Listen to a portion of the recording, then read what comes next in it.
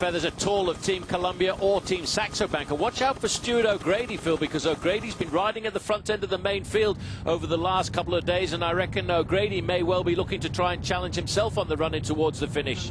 Well, Yetzibol is just about dangling here. He's proving to be quite a magnet now as Columbia HTC are trying to line up their firepower, and right at the back is the cannon himself as he now tries. That's the end of Bol now.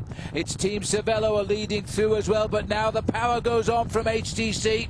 The Colombian team of Mark Cavendish, one or two riders trying to break in as well, but I'm not wouldn't be surprised now as they start. You've got to really pull back in there as they go round there and across, as we're now seeing the riders now relying on Stern, back together. But at last ball, Columbia HTC have got control. And a lot of strong riders as well. They've got 1, 2, 3 riders in front of Cavendish. Cavendish zigzagging across inside of the last kilometre now. 1,000 metres to go. A last-minute attack just over there on the right-hand side. That's one of the riders from Cervélo test team. The rider from High Road switches off and leaves it up to the rest of his teammates to keep the pace nice and high. Battling onto the wheel there of Mark Cavendish in 5th position is a rider from Saxo Bank, and Russell Downing in yellow is up there in 5th. On Downing's wheel is Alexander Christoff of the Joker team here, and that's a good name for a cycling surprise winner, isn't it? At 500 metres to go now. This is a perfect lead out here by Team Columbia HTC, and they're not going to throw this one away. Downing's going to have a go in yellow. He dashes to try and grab up alongside Mark Cavendish. He's got alongside Cavendish, but Cavendish is now in sight of the line, and if you put this man on the front, there is nobody in the world of cycling can get even alongside him, and that is another clear victory. I make it win number 23 for Mark Cavendish this year. It was so easy, Paul. Take us through the replay. Well, just look at this. This is how to win a race. Even though you've got riders accelerating all alongside you, know you've got to have the confidence.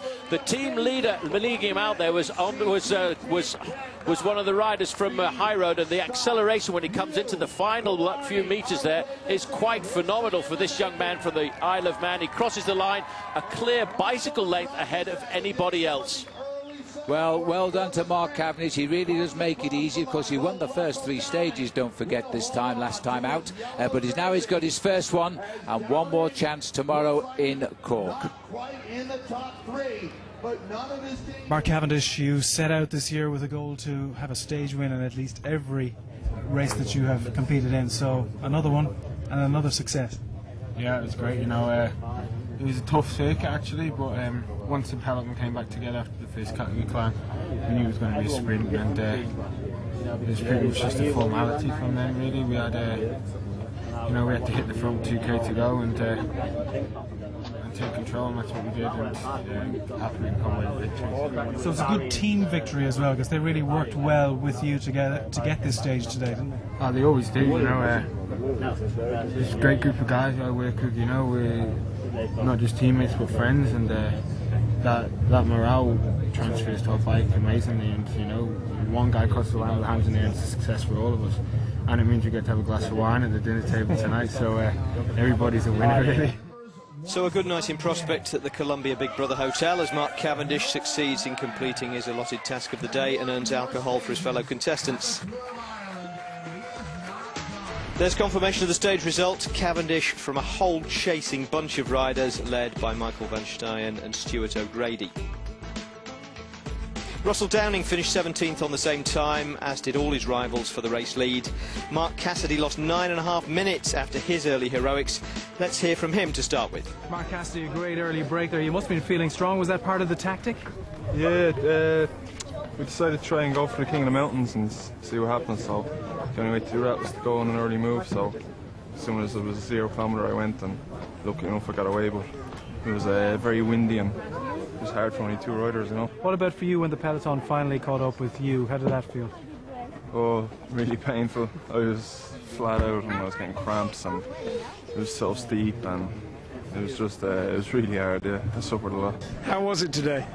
You know, it was less difficult than yesterday, but rough roads, gusty wind, a few little hills, fairly controlled with that breakaway, but it's hard enough. I mean, nervous finish, And listen, you and mountain bikes, are you a road racer again, and are you a road racer for tomorrow?